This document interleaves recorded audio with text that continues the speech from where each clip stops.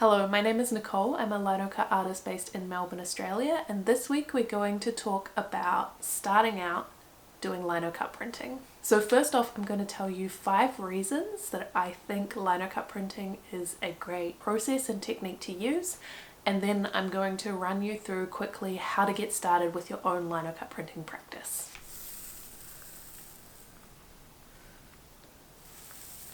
My first reason that Linocut printing is a great technique to get started doing is that it is a slow and meditative process.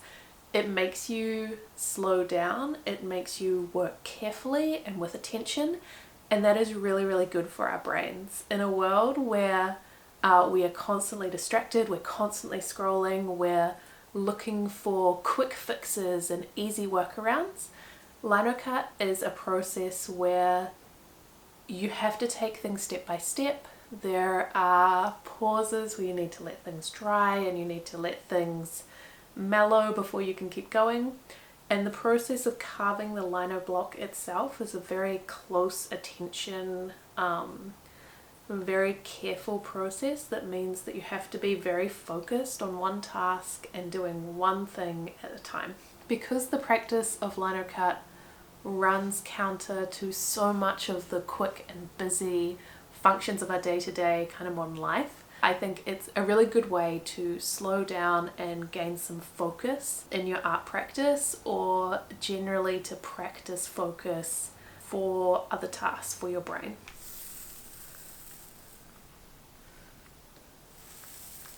Reason number 2 is that Linocut is a really fantastic way to create multiples of an artwork without resorting to digital printing. I know that people can make beautiful digital prints and there's nothing against digital printing, but there is something special about having an original print that's been made by hand using traditional printmaking techniques.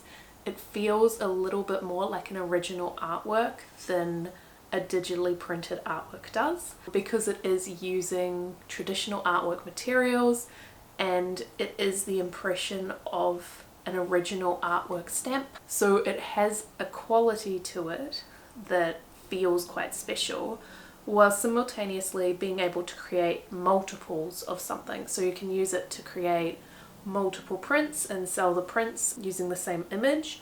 You could use it to make gift cards or books, or like a limited run art book, or anything that you want to have multiples of that you can do using Linocut techniques, which can be a really good way to reproduce something. For example, if you want to make cards to send for all your friends for Christmas, you could create a single Linocut print and have handmade cards that go out to everyone. Or it can be a really great way to add something special to your business that's easily reproducible for a number of people.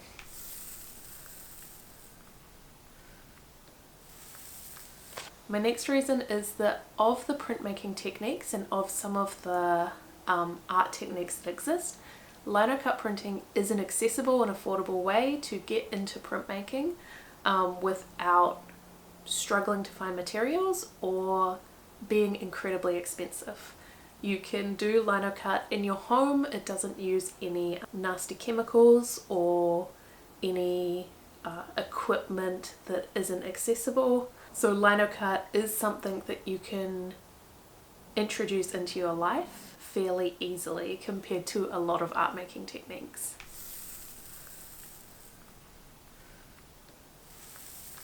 If for you Linocut printing is a new technique or something you've not experimented with for a long time, it will have the beneficial effects of learning a new skill, and learning new skills is so great for our brains.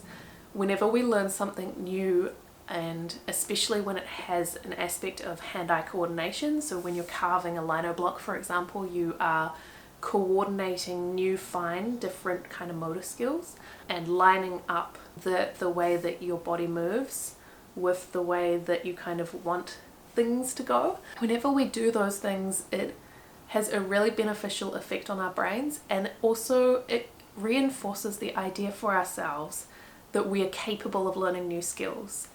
And it can be really easy, I think, for adults to get ideas that the skills that they have and the knowledge and ability that they have is fixed, instead of having a kind of growth mindset where they understand that they have the ability to learn and change and grow. And so learning a new skill like Linocut is a really great way to prove to yourself that you have those abilities to grow and change and foster new skills, which can make you feel like you can essentially take on any challenge. It's really good to be constantly learning new skills, and so Linocut could be that new skill for you this year.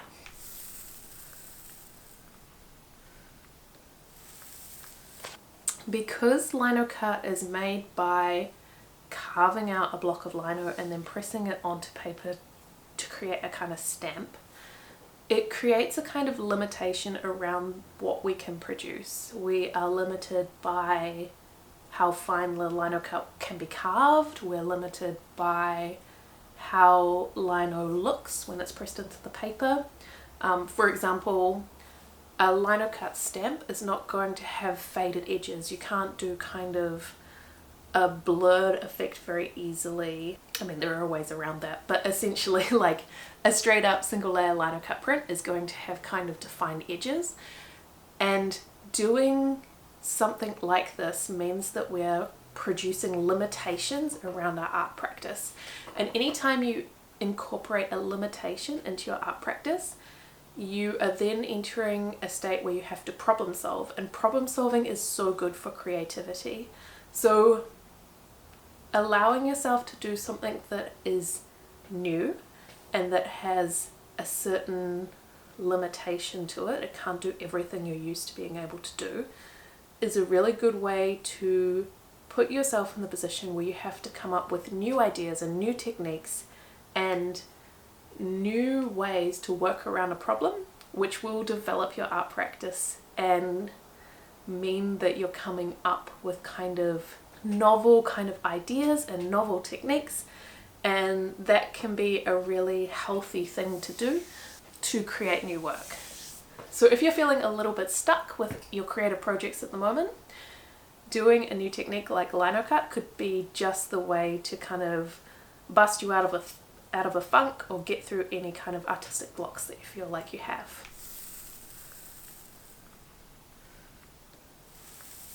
So, how to get started. If you want to take up Linocut printmaking, you're going to need 6 things.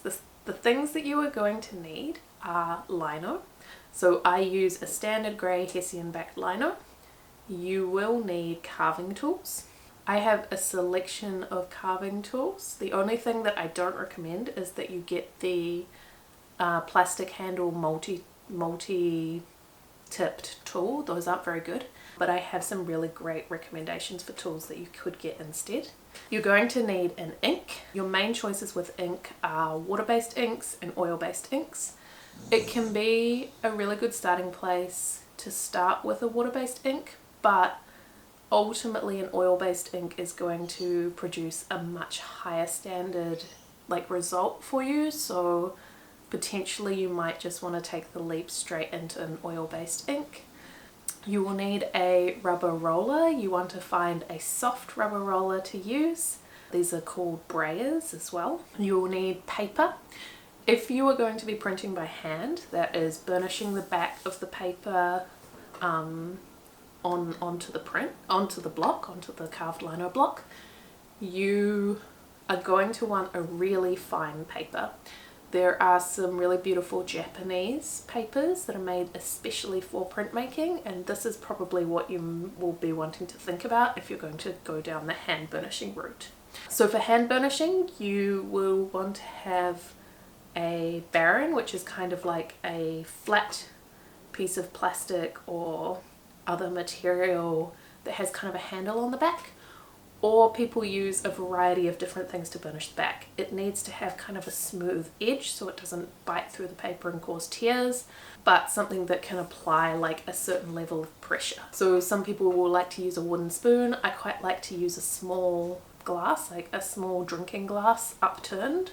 I find this glides over the paper but provides a good amount of pressure. Okay, so those are the 6 things you need. You can start with really basic, cheap versions if you want to, or you can invest a little bit more money to get a higher quality starting place that might be a little bit easier to produce like a good quality effect.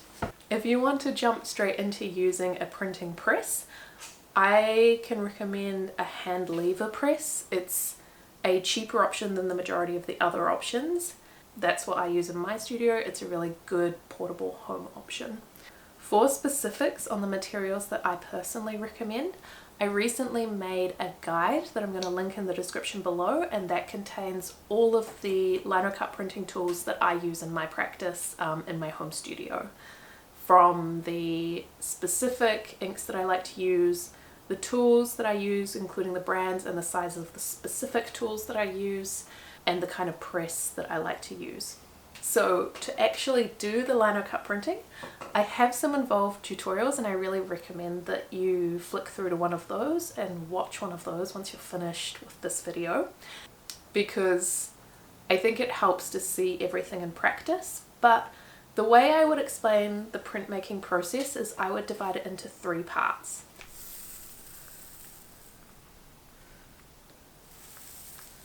The first part is the design process. So you want to create a simple design that's going to be relatively easy to carve.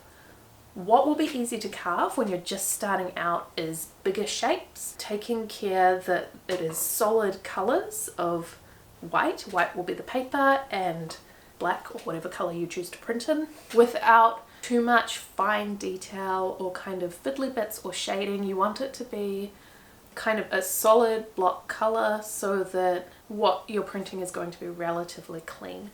I would recommend that you try not to do too large a space of solid color though. Like if the majority of your print is like inked, you're going to find it hard to print that cleanly without any speckles of white.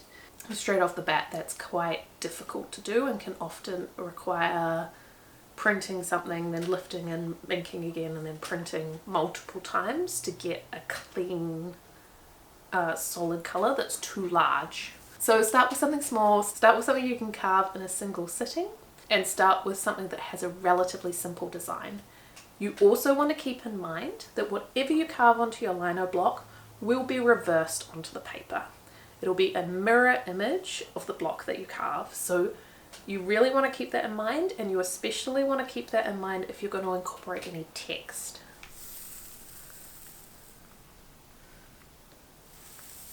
The next step is to carve your lino block.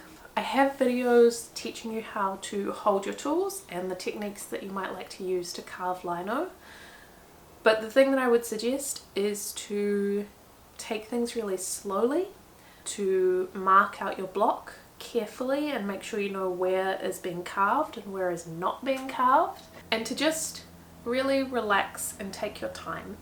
Once you carve something away from your lino block, it's very difficult to fix an error. It is possible in some circumstances, but it is really tricky.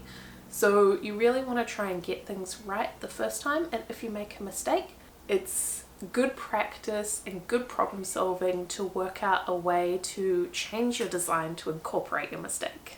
There's definitely times when I've had to on my feet to try and fix something when a tool has slid away from me. While I'm not always perfect about doing this myself, I do think it is good practice to do your very best to keep your hands behind your tools and carve away from your hands and away from your body. This might change a little bit as you move things around, but wherever possible, best practice is to carve away so you don't slip and hit yourself and cut your hands.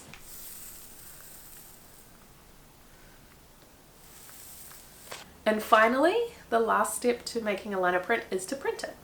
So what you're going to want to do is you're going to want to get a relief ink. You don't want to use paint, you don't want to use anything else. You definitely want to use an ink that is designed for relief printmaking. You will use your soft rubber roller to roll out your ink into a thin layer, and you will hear it make a hissing sound when you get to a fine enough rolled out ink.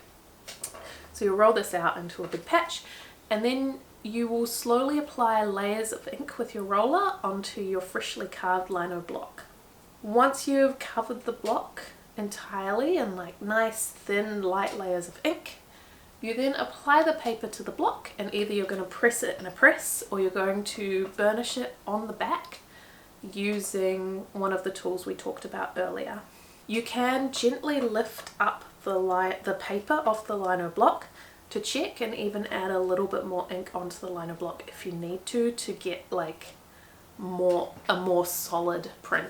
You also might want to think about if you have large areas that you've carved away from the block and you're getting chatter marks, so marks where the block is picking up ink from the roller where you don't want the ink to appear.